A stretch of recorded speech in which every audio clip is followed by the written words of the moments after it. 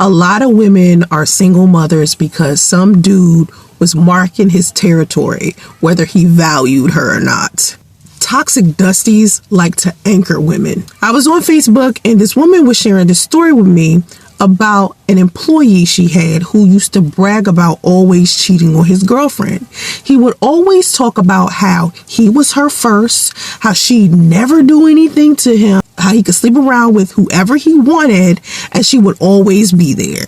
And so one day she ended up getting angry with him after finding out he was cheating and she slept with another man. His response to finding out that she cheated on him was him impregnating her. He flat out was like, oh, so you want to play them games? I'ma sit your ass down. Ends up impregnating her and then leaving her to take care of the baby by herself and was bragging about it to his coworkers. Yeah!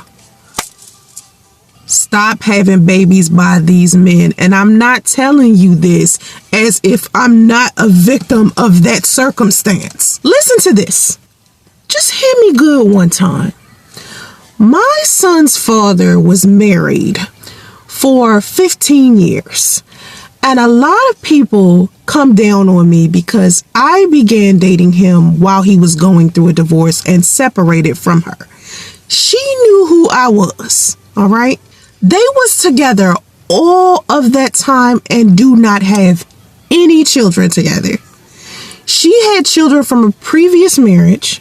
She had like 4 kids, 3 from a previous marriage and 1 from a relationship that she had before she got in that marriage. So she was a single mother when she got married the first time. She had put a child up for adoption before she met him as well. So she basically had a baby by everybody but him. And that's kind of odd because they was married for so long.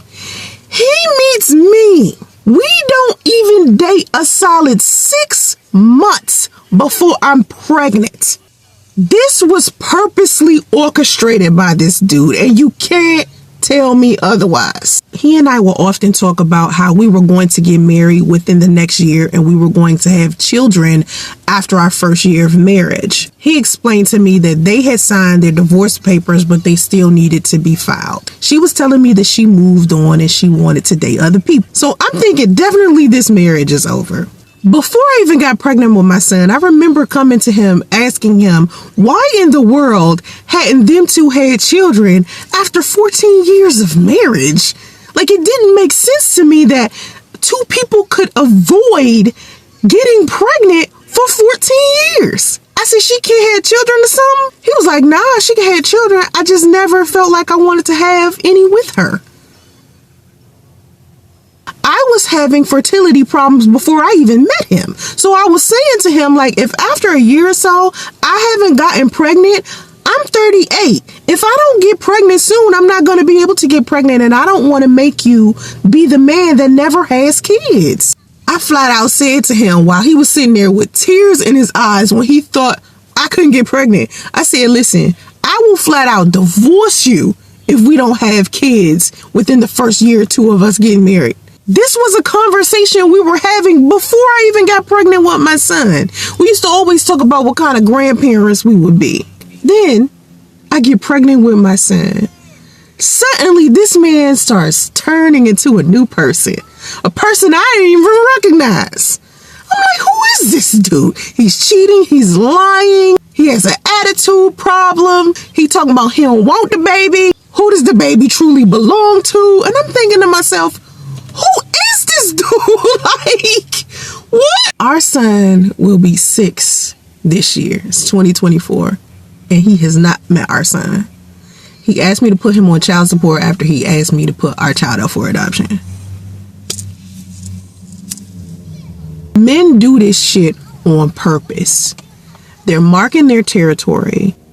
And when they can't be the type of man that these women need, they knock them up with children and leave. The whole time I was pregnant with my son, my mom used to talk to my son's father on the phone to try to figure out what he wanted to do. How did he want to arrange the situation with us? Because I was in California by this point and he was in Atlanta. And one day me and my mother was talking after she just had enough of him because he was just getting on her nerves and they was just starting to argue. And she was just like, I'm done talking to him. She said to me, he gave you the best part of him. He don't have shit. He gave you everything he had. He had nothing else to give you. And I was like, she got a valid ass point. He didn't give that to a woman he was married to for 15 years.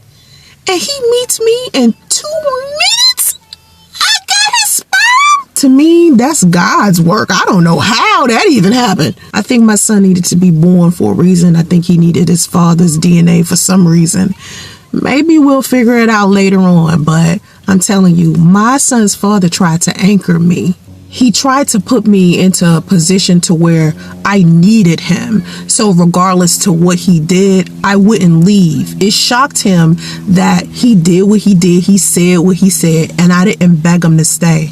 He told me he didn't want our baby. He didn't want me, but he thought that push and pull method was going to make me chase him. And I was like, oh, hell no. I'm not about to be the baby mama that's chasing you down in these streets while you go fuck around with a whole bunch of other women. You say you don't want me. You say you don't want a baby. Fine. I was so hurt. I was so hurt. Y'all don't have babies by these men. No. Mm-mm.